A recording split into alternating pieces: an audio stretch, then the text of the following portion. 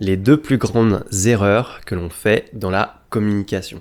Aujourd'hui, je vais te partager deux grosses erreurs qui sont présentes dans beaucoup de situations relationnelles, que ça soit avec des collègues de travail, que ça soit avec des amis, que ça soit principalement, j'ai envie de dire, avec son ou avec sa partenaire. Les deux grandes erreurs de communication que je vais te partager, elles sont très souvent présentes. On les fait tous, malheureusement, ça nous arrive tous de les faire parce que en fait on est humain, c'est normal. Et en même temps, ces deux grandes erreurs-là, on peut en fait y remédier et il existe des solutions. Donc si c'est quelque chose qui t'intéresse et qui te parle, je t'invite à être très attentif à cette vidéo. Si tu ne me connais pas encore, je m'appelle Nathanaël et aujourd'hui justement j'accompagne les personnes à prendre confiance en elles dans la relation à l'autre. Donc si c'est un truc qui t'intéresse et qui te parle, je t'invite à t'abonner à la chaîne. La première grande erreur qu'on va retrouver dans la communication, ce sont les non-dits. Alors les non-dits, c'est quoi ce truc? Les non-dits, c'est, et je vais te donner des exemples parce que encore une fois les exemples ça parle mieux, mais je pense que ça nous est tous déjà arrivé. À un moment donné, on est dans une relation, que ça soit, je sais pas, tiens, on est dans un date, on est avec une personne, on est en train de communiquer avec quelqu'un, on est avec un ou une partenaire, et on sait pas pourquoi, mais dans l'interaction, on sent un truc dans l'atmosphère. On sent qu'il y a un truc qui est présent dans l'atmosphère, qui est pas explicité, mais qui est présent. Je pense notamment, par exemple, imagine, t'es durant un date, et en fait, tu sais pas pourquoi, durant un rendez-vous, et en fait, tu sais pas pourquoi, mais au fond, t'as la sensation que la personne, elle est pas à l'aise, et qu'elle est stressée. Et bien, en fait, tant que ce truc-là, il est pas dit ouvertement, ça reste un non-dit, ça reste quelque chose qui n'est pas dit, mais qui est présent dans l'interaction. C'est-à-dire qu'en fait, ce sont tous ces moments où on peut sentir une certaine tension dans l'interaction. Par exemple, je sais pas, un moment dans une relation où la personne, elle nous énerve, mais on le dit pas, et bien la personne, elle va quand même le sentir. Ou par exemple, on va être dans le jugement, on le dit pas à la personne, bah en fait, la personne, elle va quand même le sentir. Les gens, ils sont pas cons, d'accord ? Les gens, ils sentent les choses, ils ont aussi leur capteur émotionnel, ils ont aussi leur capteur sensoriel, et les gens, ils savent très bien, en fait, quand il se passe un truc de pas net et de pas clair dans une interaction. Ou même si moi, par exemple, je sens que, même moi, hein, par moment, je peux sentir que, tiens, c'est bizarre, je sens qu'il y a un truc qui est pas net dans la relation, où il y a un truc qui est pas très clair. Premier exemple, c'est un exemple qui est personnel.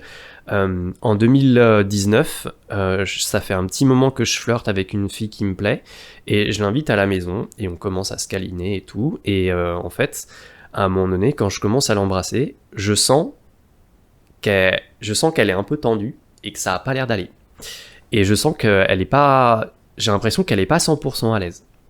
Et en fait, à ce moment-là, ce que je vais faire, c'est que au lieu de continuer ce que je fais bêtement en mode je m'en fous et j'ai pas vu, tu vois, parce qu'en fait dans les non-dits c'est ça, on sent qu'il y a un truc mais on fait genre on n'a pas vu en fait, alors qu'en réalité on voit bien qu'il se passe un truc.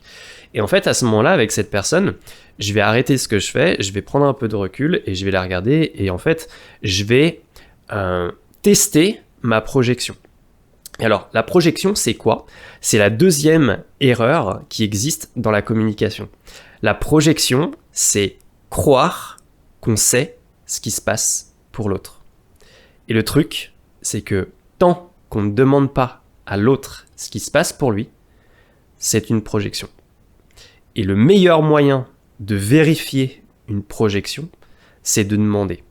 En gros, à ce moment-là, quand je suis avec cette fille-là, eh bien en fait c'est ce que je vais faire. Je vais lui demander, je vais prendre un petit peu de recul, je vais la regarder et en fait je vais lui dire ok, j'ai l'impression que là t'es pas à l'aise en fait, est-ce que je me trompe? Et en fait quand j'ai dit ça, elle m'a dit oui je suis pas à l'aise et en fait là ça a ouvert le flux de communication. Moi à mon sens, quand il y a des projections et des non-dits qui sont présents dans une interaction et dans une relation, pour moi le flux de communication il est coupé en fait. C'est-à-dire que les deux personnes, elles ont beau être en face à face et elles ont beau être en interaction, pour moi, il n'y a pas vraiment de flux de communication efficace, en fait. On n'est pas dans une communication qui est fluide, qui est authentique, qui est sincère. On est dans une communication où chacun reste un petit peu sur ses positions. Et en vrai, à mon sens, c'est pas de la vraie communication. C'est pas une communication qui est ultra efficace. Et en fait, en faisant ça, la personne, elle va me dire que bah oui, en fait, elle se sent pas à l'aise parce que ça fait un petit moment que bah elle a pas fait ça et qu'elle a peur en fait de plus savoir faire. Et en fait, moi à ce moment-là, ce que je vais faire, c'est que je vais juste la rassurer, lui proposer de juste prendre son temps et tout, et puis bah juste de se lâcher avec moi en fait. Et en fait, en faisant ça, déjà, ça renforce la complicité avec la personne et ça va la renforcer de ouf parce que du coup, tu ouvres la communication sur la partie émotionnelle avec ton ou ta partenaire ou même avec d'autres personnes. Et résultat, là, on est dans une communication qui est beaucoup plus fluide, qui est beaucoup plus sincère et du coup qui est à mon sens beaucoup plus impactante. La projection, c'est en effet, comme je l'ai dit, c'est croire qu'on sait ce qui se passe pour les autres. Je me souviens, j'avais rencontré une fille une fois qui m'avait dit que, en fait, elle avait souvent l'impression que les mecs s'emmerdaient avec elle dans des moments intimes. En gros, ça, pour moi, c'est une projection. Elle n'en sait rien, et tant qu'en fait, elle ne demande pas, elle restera dans sa projection. Et du coup, elle aura l'impression que c'est vrai. Or, tant qu'elle ne demande pas, elle ne peut pas vraiment savoir ce qui se passe. Et le truc, c'est que le meilleur moyen de tester une projection, c'est de demander. Des projections, en vrai, on en fait tous au quotidien, ce qui est normal, en vrai.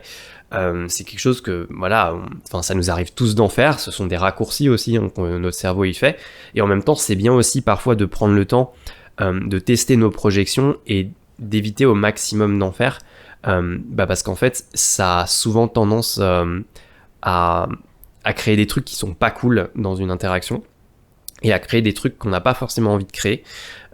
Et notamment, par exemple, je sais pas, si par exemple, tu imagines que la personne, elle est stressée, et que tu gardes ça à l'esprit, et que tu te dis, ouais, la personne, elle est stressée, bah, en fait, le truc, c'est que ça peut indirectement stresser encore plus la personne. Et c'est pas ce qu'on veut.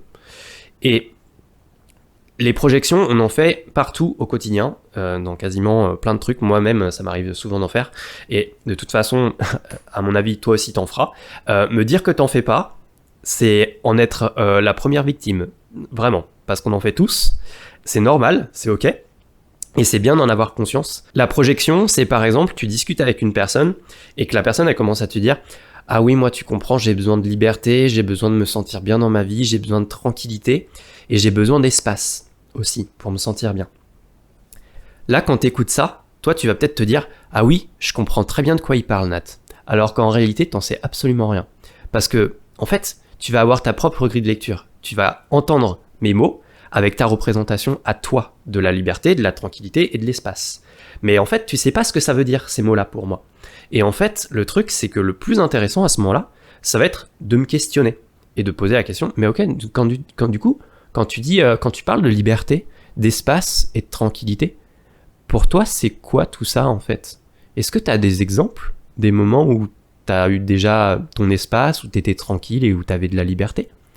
Et en plus de ça, en testant nos projections de cette façon-là, bah, tu t'en doutes bien, on va venir enrichir la conversation. Donc c'est d'autant plus intéressant à utiliser. Donc questionner, et partir du principe que, ok, je sais pas de quoi la personne elle est en train de me parler. Parce que le truc c'est que souvent, on va parler de choses, on va utiliser des mots, on pense savoir de quoi l'autre personne elle parle, alors qu'en réalité on n'en sait absolument rien. Et le truc c'est que si toi et moi on parle français tous les deux, que tu comprends ce que je dis, et que moi je peux comprendre ce qu'une autre personne parle français dit, bah en fait au fond on a un consensus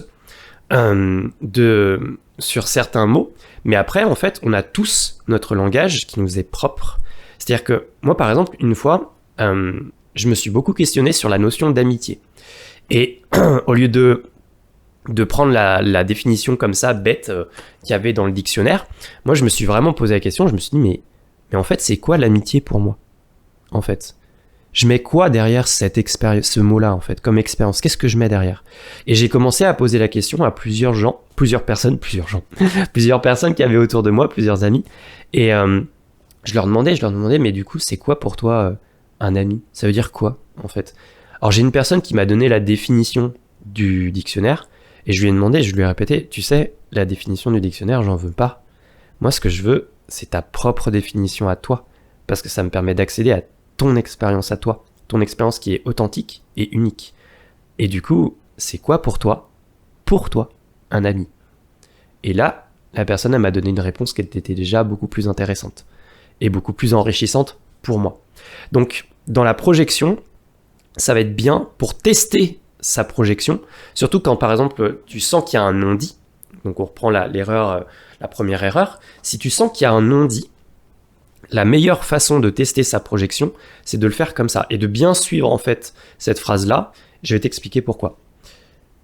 Si par exemple, à un moment donné, je sais pas, t'es dans un rendez-vous et que tu sens que la personne, elle est stressée, tu peux poser la question, écoute, j'ai l'impression, ça fait 20 minutes qu'on parle en fait, et j'ai l'impression que t'es stressé. Est-ce que je me trompe? Et là, du coup, la personne, elle est en capacité de dire oui ou de dire non. Donc en fait, elle est en capacité de dire non, mais en fait, tu te trompes. Et du coup, là, c'est potentiellement toi qui peux ressentir du stress. Le truc, c'est que si tu fais pas ça et que tu dis à la personne frontalement non mais en fait là t'es stressé, ta phrase elle va se transformer en suggestion directe et c'est ce qui va faire encore plus stresser la personne. Et je peux te garantir que pour l'avoir déjà vécu et l'avoir fait dans les deux sens, c'est assez violent quoi comme phénomène. Donc c'est important de vraiment prendre le temps de tester ça de cette façon-là. Les non-dits et les projections, c'est des trucs qui sont très présents partout autour de nous. Je vais te raconter un petit truc. Ok, désolé, j'ai la voix super enrouée et tout, je suis malade. Je vais y arriver. En 2022, j'ai travaillé à Lidl.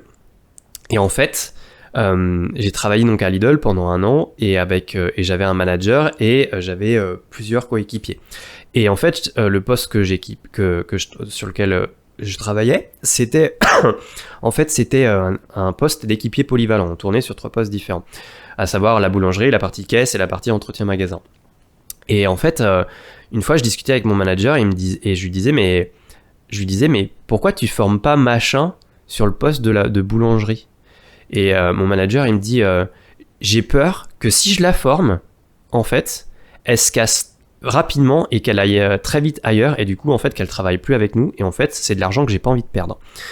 Quand il m'a dit ça, j'ai fait ok d'accord. Je suis allé discuter avec la coéquipière en question. Je lui demande, je lui dis mais et franchement elle c'était pareil. Hein, elle me disait s'il me forme pas à la boulangerie, je m'en vais. Là dans ma tête c'était punaise. Le flux de communication il est fermé entre les deux et va y avoir une rupture parce qu'en fait il y a pas de communication. Et moi j'étais sidéré en fait. Genre elle attendait une seule chose, c'est d'être formé sur un autre poste. Et lui, il avait une seule peur, c'est que s'il a formé sur ce poste-là, elle se barre ultra rapidement après. Et il n'y avait pas de communication, en fait, entre les deux. Et franchement, j'étais sidéré, en fait. Je me disais, oh, impressionnant. Et du coup, la personne a vraiment fini par partir, en fait. Elle a fini par partir. Donc, tu te rends compte qu'en fait, que les non-dits et les projections, c'est des saloperies en fait en communication. C'est pour ça que c'est important de très vite en fait les désamorcer parce qu'en fait si tu les désamorces pas, c'est une catastrophe en fait. Les ruptures par exemple, les ruptures sentimentales, moi à mon sens, c'est une accumulation de non-dits dans la relation. Et le truc c'est que tant que tu désamorces pas ces trucs-là, il y a une accumulation, et à un moment donné, ça pète. Donc, à mon sens, c'est hyper important de prendre le temps de les désamorcer. Alors du coup, la question, c'est comment tu désamorces ça? Pour ça, tu as ce que moi j'appelle la méta-communication, et pour ça, j'ai fait une vidéo, donc je te laisserai cliquer quelque part là-haut.